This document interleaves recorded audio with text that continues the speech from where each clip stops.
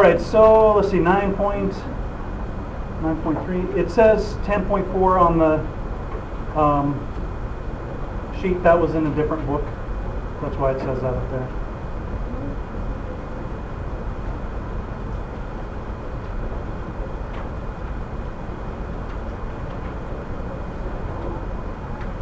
So you have a nice picture on your note sheet. I just want to bring up a picture here just to talk about hyperbolas a little bit.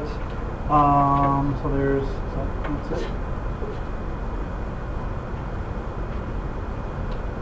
So hyperbola, we get a hyperbola when our plane cuts through the cone in both sections of the cone. So they're kind of like parabolas in that they open up. They're not closed like a circle or an ellipse. But we always have two parts to a hyperbola. They always come in two pieces. So we're going to define our hyperbola like we did, talk about our locus of points. Define it like we did with ellipses, like parabolas, and like circles. And all of our equations are going to come from that definition. We won't work from the definition, but that's where all of the information comes from. So we're going to say a hyperbola, and this, you have a little box for it on the top of your page. I'm going to state it a little differently than it says there, but it's essentially the same. So I'll tell you what needs to go on your sheet. So our hyperbola is going to be the locus of points.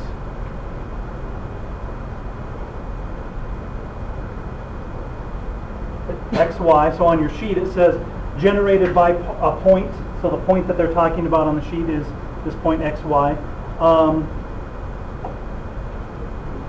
Such that the difference, so that's what goes in the blank there, so that the difference of the distances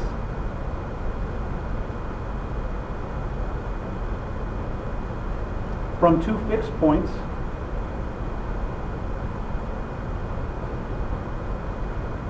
and our fixed points are the foci,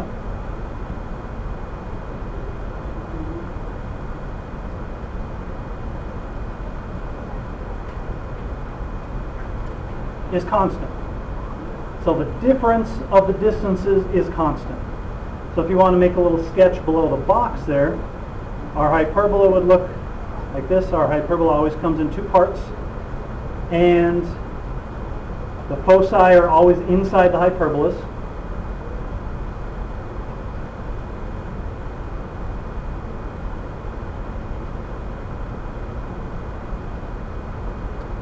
So if we have a point on our hyperbola, this is our point xy, and we draw these distances from that point to one focus and that point to the other focus, and we call this D2 and we call this D1.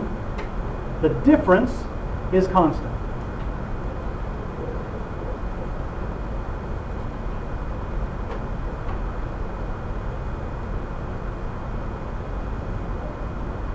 So if you contrast that with a ellipse, for the ellipse the sum was constant. We added those two distances and it's constant.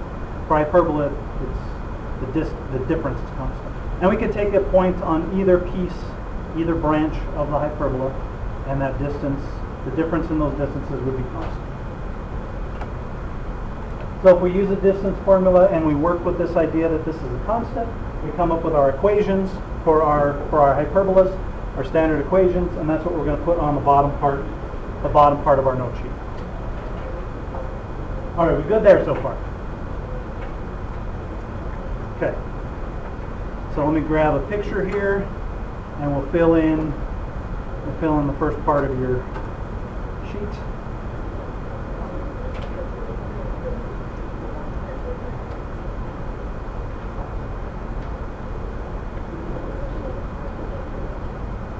All right, so this is our information. This is what we're going to fill in on our sheet. So the first thing we need is all of our terminology. Our terminology is essentially the same as it is for for ellipses. We're going to have a point here in the middle. That's our center.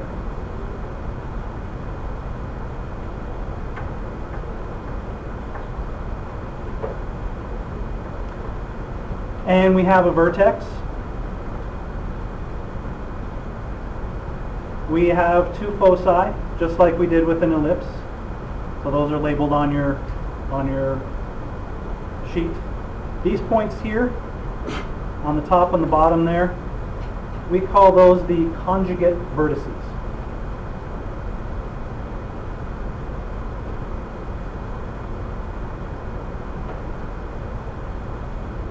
And we'll talk about what the conjugate vertices tell us in just a minute. Notice that we have asymptotes. Our hyperbolas have asymptotes. We call this the axis. I'll just call it the axis. On the note sheet they call it the transverse axis. Axis or transverse axis. And here, where we're going, that goes through the axis that goes through the conjugate vertices, we call the conjugate axis.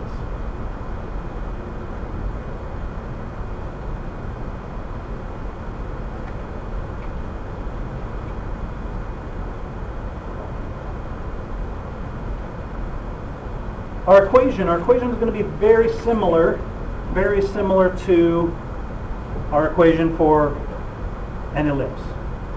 So for a horizontal hyperbola, that means our axis is horizontal or our transverse axis is horizontal. X minus h squared over a squared minus y minus k squared over b squared equals 1. So the only difference really is that minus sign. And that turns it from an ellipse into a hyperbola. Our center is still going to be at the point HK.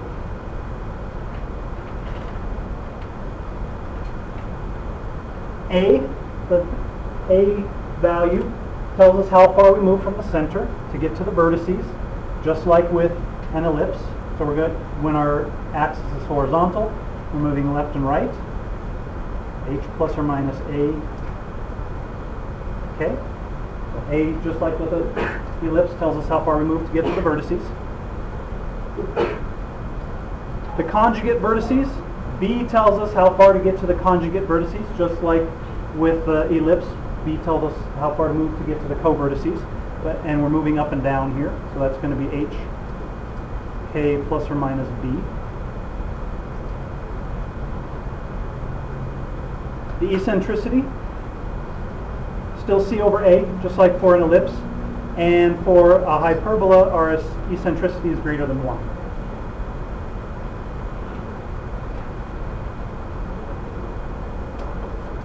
Our foci, I'm going to skip over the asymptotes for a second. C, our C value, and it's not labeled on here, C is a distance from the center to the focus, just like with the ellipse. So it's going to be H plus or minus C, comma K.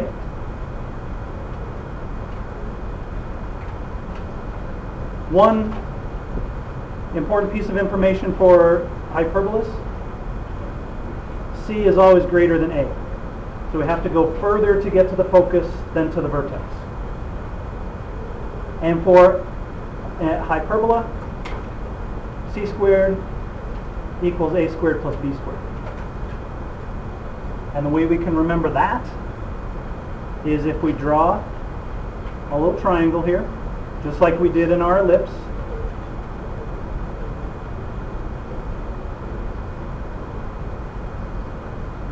This distance is B for this one. This distance is A, and the hypotenuse is C.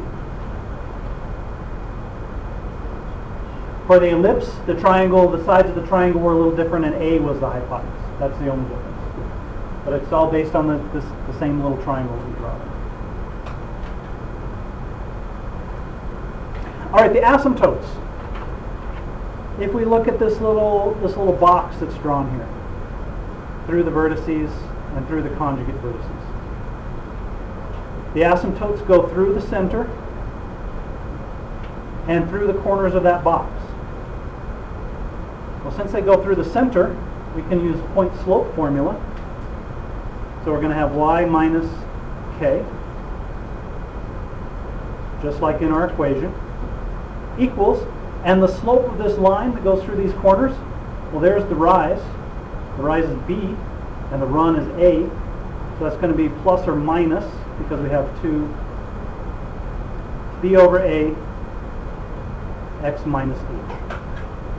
So it's going through the center, through hk, and the box here that we draw through the conjugate vertices and the vertices, let us figure out the slope. Here the rise is b, and the run is a.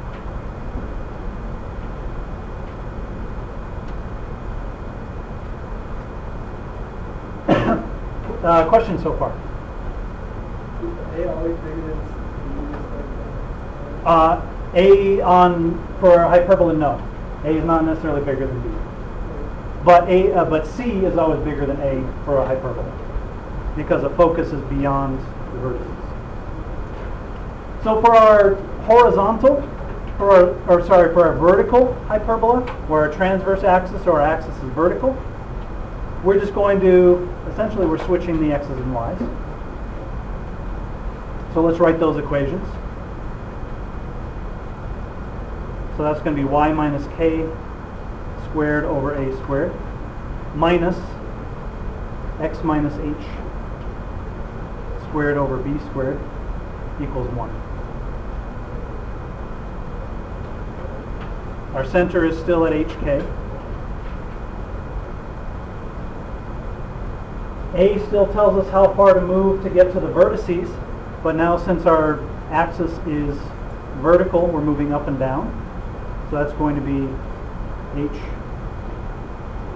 hk plus or minus a. Conjugate vertices, we're moving left and right this time, and we're moving b units.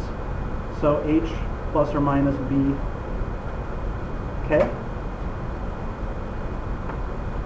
Eccentricity, still c over a, still greater than 1. Foci, now we're moving up and down. To get to our foci, we're moving c units. So h k plus or minus c. Our asymptotes still go through the center, and they still go through the corner of the little box that we can draw through the vertices and the conjugate vertices. So it's going to be y minus k equals, and this time our slope, our rise is a, and our run is b. So plus or minus a over b times x minus h.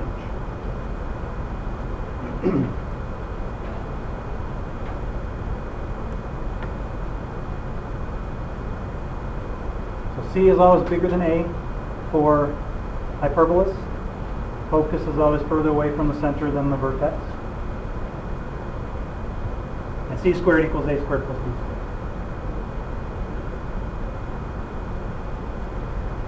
All right, questions there? All right, let's fill in the other little piece of information there. So let me grab those.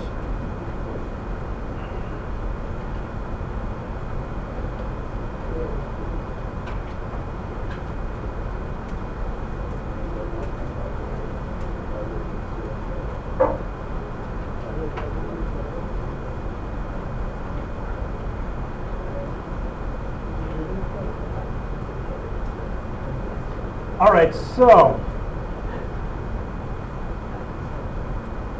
if we look at, so to fill in this information, if we look at our equations, for both types, the vertical and the horizontal hyperbola, A is always where in our equation? Under, it's under the x here and it's under the y here, but what's the difference between the x's and y's between these two?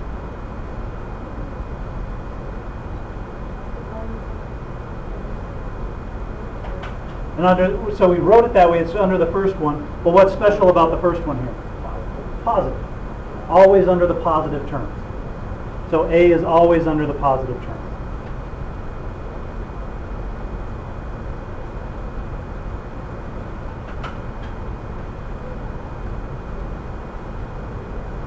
So if we look at our equation, we just look at which part is positive, one's negative. A is always under the positive. All right, let's look at the other. You can tell whether it is a horizontal or vertical based on what? Which one's positive, right? If the x part is positive, that means it's horizontal. If the y part is positive, that means it's vertical. So that's how we tell, that's where we get our A from, and that's how we tell if it's horizontal or vertical.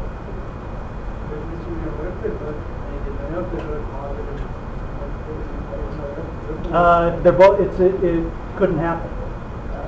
Because we have a negative, and this, if we square something here, that's always going to be positive. So we have a negative, negative. That can't, you can't subtract two things and get positive one. They can't both be negative. That's a good question. Which one is positive? All right, on our distances. So this is just reminding us from the center to the vertex. What letter A, B, or C tells us the distance from the center to the vertex? A tells us from the center to the vertex. So it's always A. That's just like with an ellipse. A tells us how far to move from the center to get to the vertex. From the conjugate vertex to the center, what tells us that? B. And then from the center to the foci is always C. Doesn't matter if it's vertical or horizontal. And this is the same for an ellipse and for a hyperbola. So they're very closely related. Yes. Can you go back to the last picture? Huh? Did you say that from the center to get this vertex? Oh. Wait, yeah. Isn't A and B on Which? the picture, on the right? This one? Yeah. This one, because our vertex is, or our axis is vertical. So this one is our axis. So we're moving from the center, A units to get to the vertex, C units to get to the focus. So it's just rotating. Okay? All right. Questions there? All right, so what I want to do is look at a couple of examples, and then there's one thing right at the end where we need to talk about a general concept. Okay.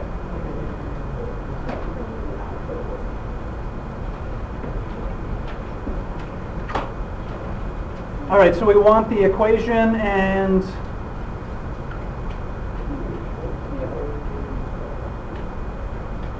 sketch a graph.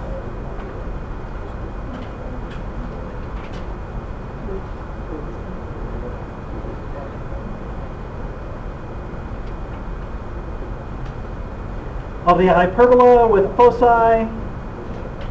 at -1, 2, and 5, 2, and vertices at 0, 2, and 4, 2.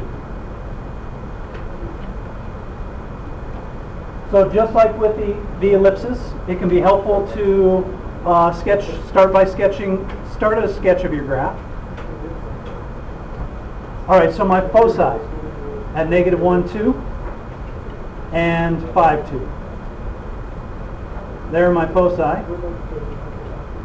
The vertices at 0, 2, and 4, 2. There are my vertices. So for this hyperbola, what do we know right away? Since all of these, it's a horizontal. We have a horizontal axis.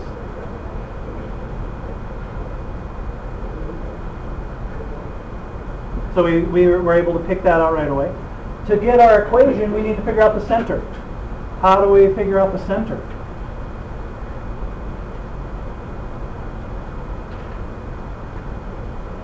Well, we have our points, we have our foci, and we have our vertices here. Can we figure out our center from those? What does the word center tell us? Where does it have to be? In the middle, there we go. All right, so what point is in the middle of 0, 2, and 4, 2? 2, 2. So our center is at 2, 2. So there's a center. Our hyperbola is going to look roughly like this. And we probably shouldn't sketch it until we get an idea of where the asymptotes are going to be. But that's roughly what it's going to look like. All right, can we get some information now? Center to the vertices tells us what? A, B, or C? A. So what is A? 2. Center to the foci, what does that tell us? C. So what is C? From 2, 2 to 5, 2. How many units? 3. And we know that C squared equals A squared plus B squared. So 9 equals 4 plus B squared. So B squared equals 5 and B equals the square root of 5. So now we're ready to write our equation. So our equation, which part's going to be positive? With a horizontal axis. X, so the A goes under the positive part, and that's going to be the X part. X minus 2 squared over A squared minus Y minus 2 over B squared equals 1. There's our equation. And our asymptotes, if we wanted our asymptotes, B tells us how far to move up and down from the center to get our asymptotes. This is about 2.2. So if I went about 2.2 units up here and about 2.2 units down there and drew this little box, like so, my asymptotes would go through the corner of that box. So those would be my asymptotes. If I wanted the equations of the asymptotes,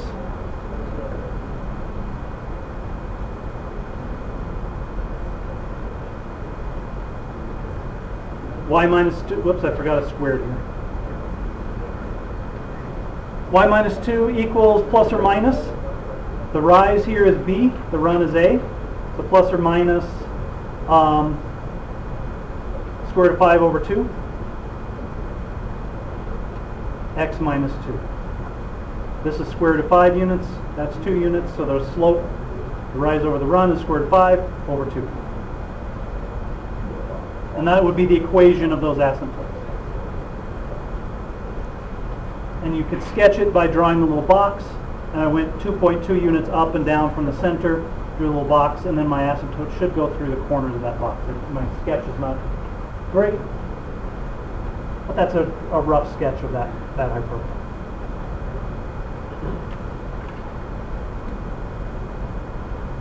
All right, questions there?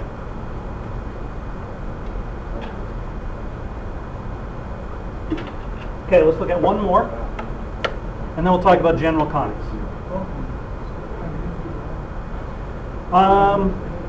We want the center, the foci, the vertices,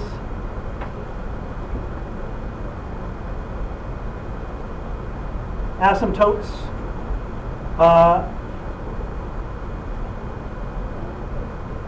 and sketch 4x squared minus 3y squared plus 8x plus 16 equals 0. All right, so what do we have to do here? We have to complete the square. Do we have to do it twice? No, because I have a y squared, but I don't have a y to go with it. So we don't have to do it once. Let's group the x's and y's.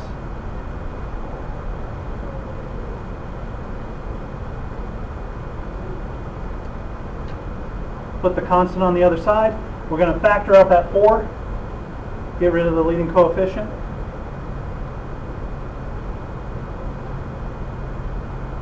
Now we'll complete the square here. So I have 4x squared plus 2x. Divide this by 2, square it, add 1. And then what do I have to add to this side? 4. Because I'm distributing that 4 plus 4. So then I can write that as x plus 1 squared minus 3y squared equals negative 12. Now I want to write this in standard form. So what do? Divide everything by negative 12 because we want a 1 here.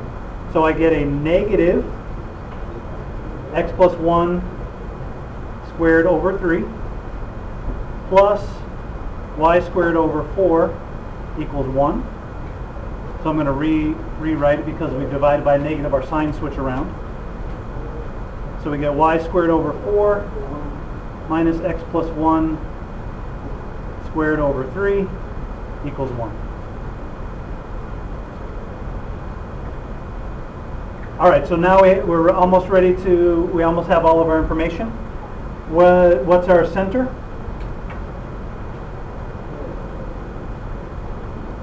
From our equation? Negative 1, 0. Let's write other information here. A equals 2. We get that from the positive part. B equals square root of 3. This is b squared. And we can figure out c. C squared equals a squared plus b squared for hyperbolas. So c squared equals 7. So c equals the square root of 7. All right, so horizontal or vertical axis here? Vertical, since the y part is positive.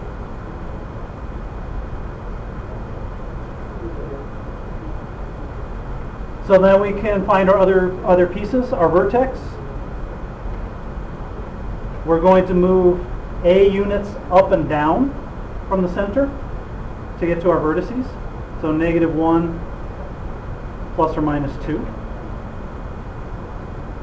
We're going to move c units up and down to get to our foci.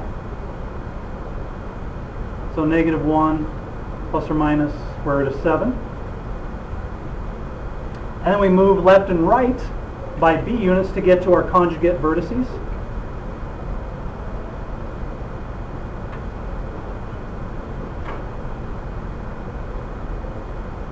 So that's going to be, I'll just write it as negative 1 plus or minus square root of 3, 0. So those will be our vertices. Asymptotes.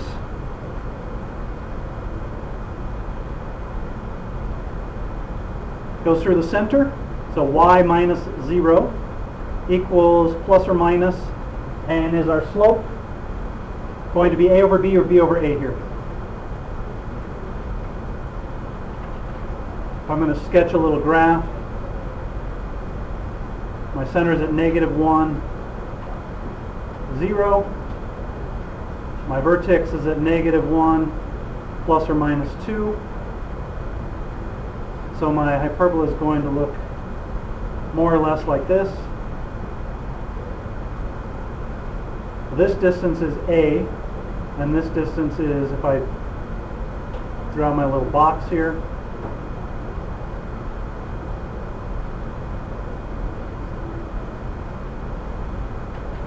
that's A and that's B.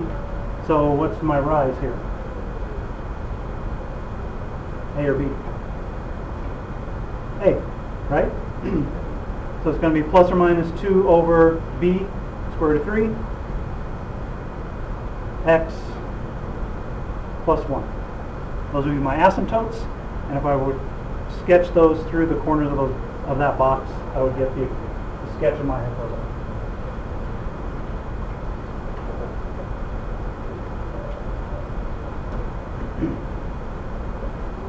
All right, questions on that example?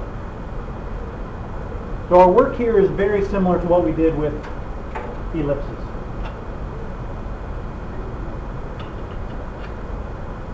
Okay, let's talk about general concepts. Last little bit of information. Not a lot of stuff. Here.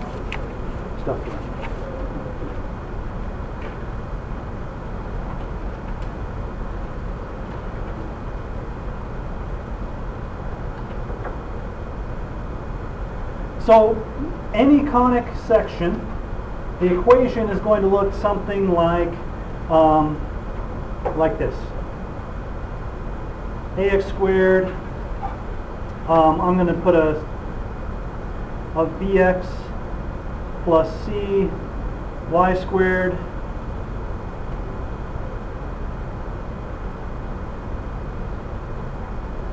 plus dy plus e xy.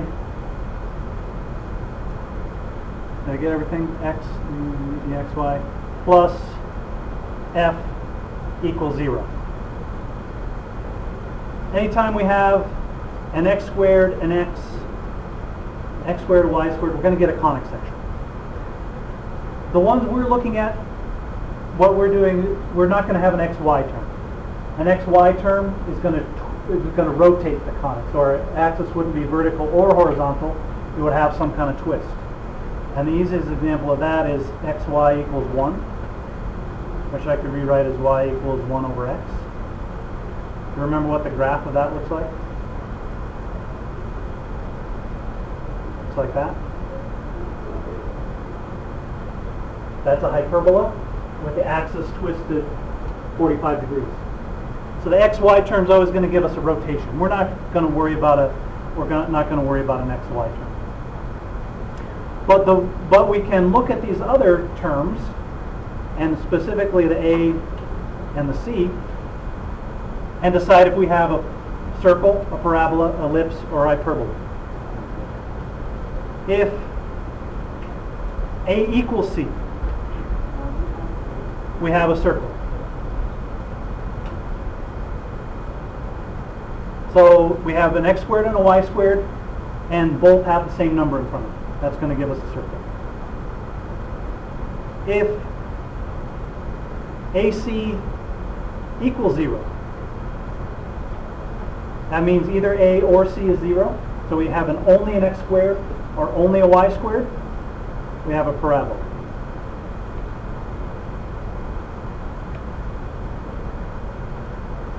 If AC is positive,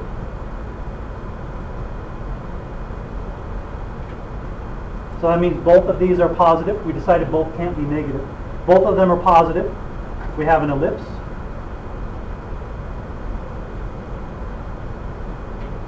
And if AC is less than 0, we have a hyperbola. So if one is positive and one is negative, that gives us a hyperbola. So if you just want to look at an equation like this, it doesn't ask you to find the equation, it doesn't ask you to find any other information. It says, is it a circle, parabola, ellipse, or hyperbola? All we have to look at are these two numbers in front of the x squared part and the y squared part. And that will tell us. We can also go through the work and complete the square and do all that kind of stuff and figure out our equation. But if all we need to know is what kind of conic section it is, we can just use that. So you'll have a few questions in your homework that ask about classify the conic section.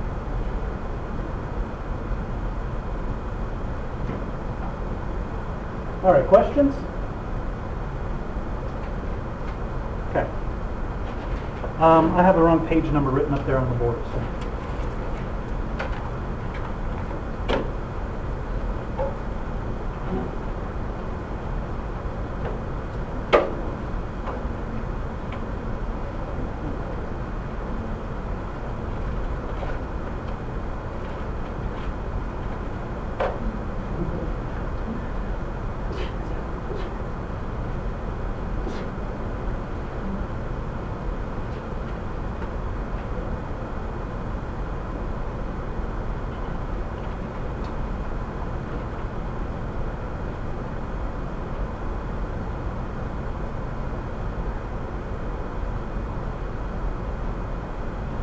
Oops, 65 and 68.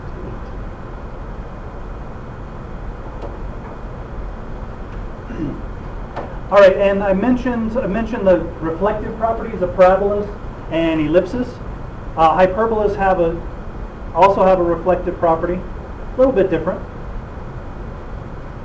If we have light, sound, something heading towards one focus, so say I have some light or some sound or something, radio waves, going towards one focus, it reflects to the other focus. And that works on either reflecting from either side. If the light's coming in towards this focus and it reflects off this side of the hyperbola, it would reflect to the other focus. That's a reflective property of a hyperbola.